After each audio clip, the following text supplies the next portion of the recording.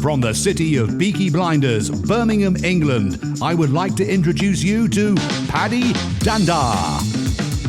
As the world becomes more automated and the robots take over, it's imperative that we build the right human skills for the future.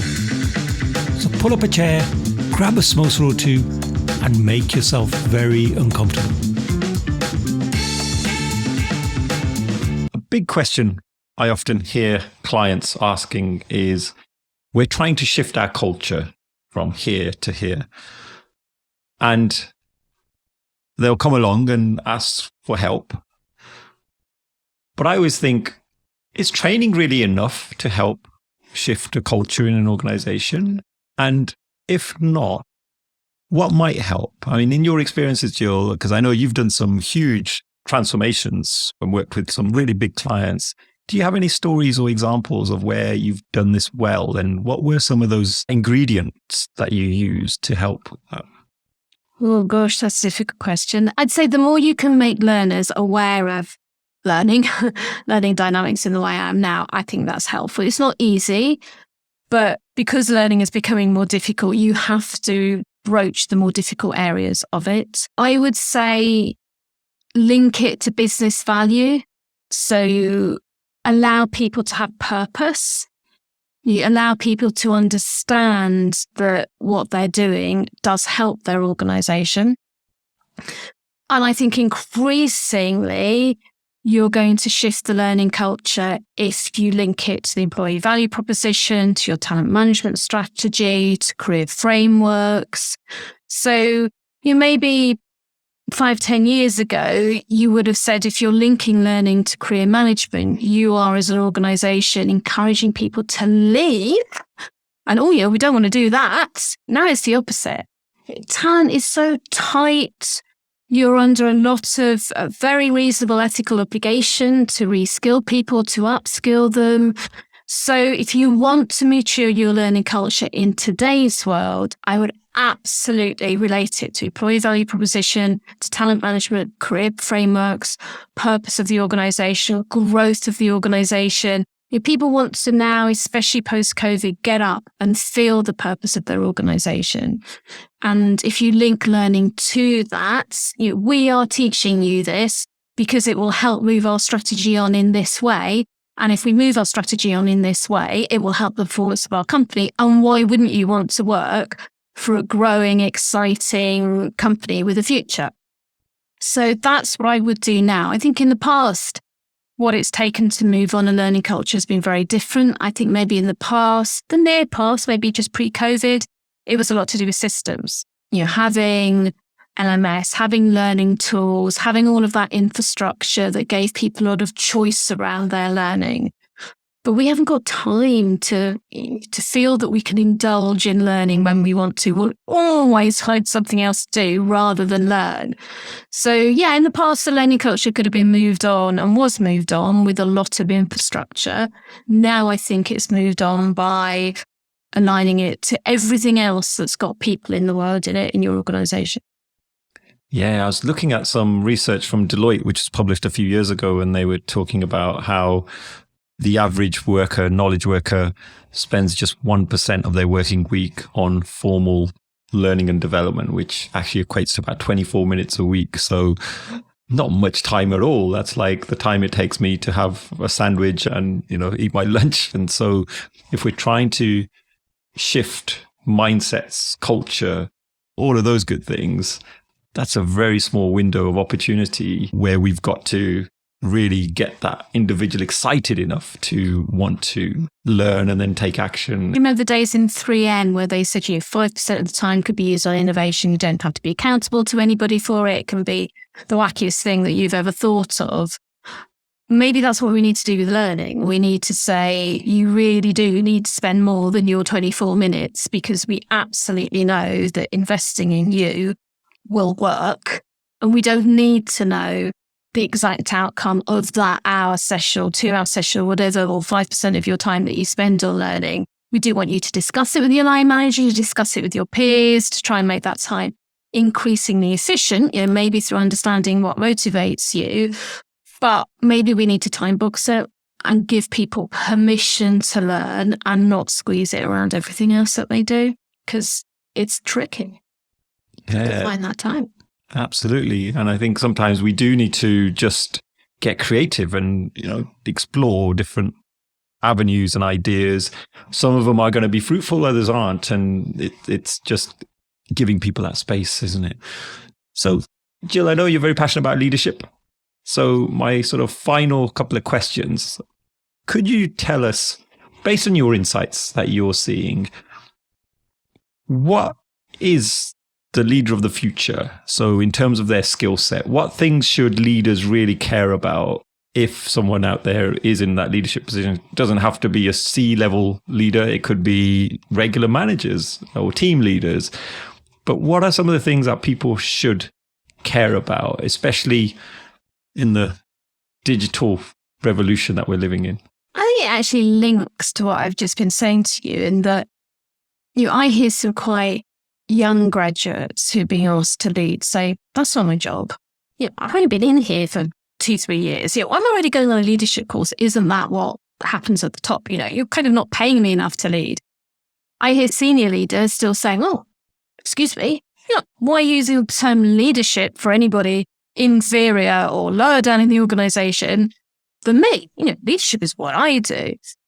And yet we know, leadership should be distributed, should be everywhere.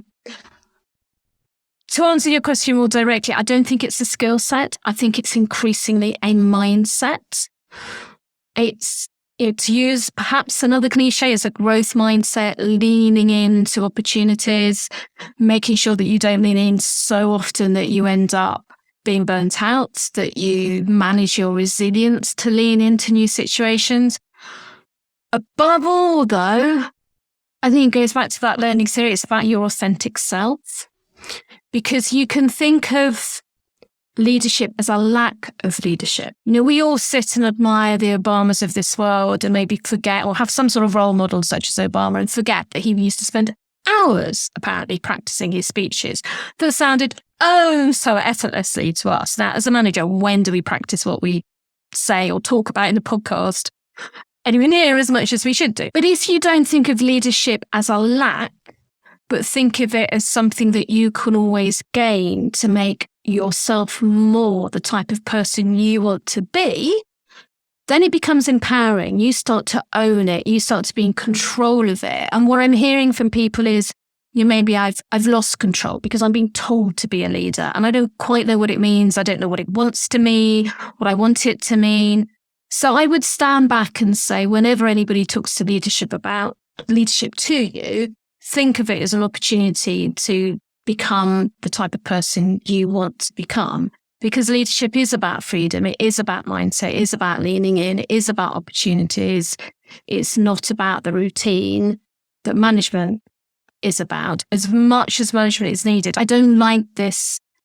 You have leadership and you don't have management. You have management and you don't have leadership. Some organizations will see leadership as part of management. Some will see it as slightly overlapping Venn diagrams. Some people put management within leadership.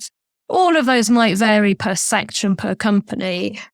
Management has to be valued as much, if not more than leadership, because I personally don't think you can have leadership without good management. Because you need processes, you need things to work, to have the freedom and the mindset and the headspace to be a leader. But yeah, it's about you. It's about your opportunity to gain more out of your work and continue to do that. And then that takes us back to learning. Finally, question on my mind is, what is the state of leadership in today's world? Are we in trouble? Do we need to have more people having that mindset that you mentioned, that growth mindset? Or do we feel that the majority of us have it? We just need to give those people a little nudge along the way and help support them a little bit more. Like, what's the state of play?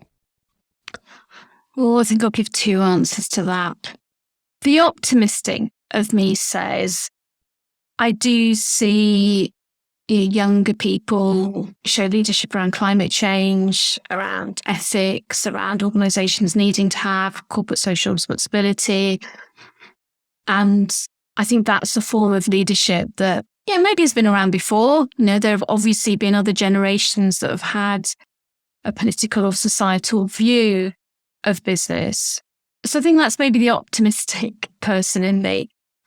I think the pessimistic is that there's a knowledge action gap. So you can find as many theories and as many articles about leadership as you could possibly read if all you did in your life was not sleep and just read about leadership. You still wouldn't get to the end of what there's been written about leadership.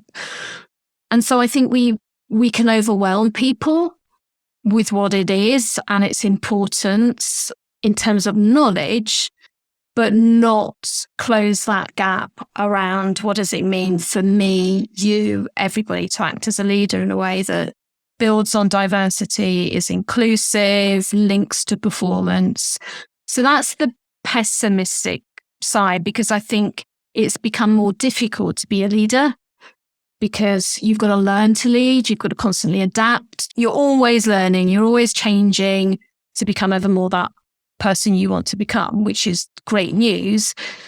But there's so many blockers that are going to stop you if you're not careful and you don't care for yourself in the workplace and think about how you want to become a leader. And if you're a manager, how to help other people become leaders. I think we need to talk far more about the fact that it's tough. You can read article after article that makes it sound easy. It's not. It's not. It involves a lot of your character, it involves a lot of energy, it involves a lot of understanding of business value, it involves a lot of failure. I'm a great fan of the podcast, Learning How to Fail. I think it's really fascinating. And yet, have we got the psychological safety in most organisations to earn up from it, to genuinely learn from it and move on? I'm not sure that we do yet. But maybe that's what you and I are here for. Fantastic. Thank you, Jill. We are out of time. And honestly, I could talk to you all day about this topic because I know we're both very passionate about helping organizations move forward and cope with all of the uncertainty that's around them at the moment, especially the disruption as well from technology and some of the new startups that are cropping up as well. So fascinating topic. Thank you so much for sharing your insights today, Jill. It's been a pleasure having you on the show. You're very welcome. I've learned from it. I think the moment you have to articulate your views on these things, it makes you think and wonder, and more questions come into your head and answers come into your head. So it's been good fun.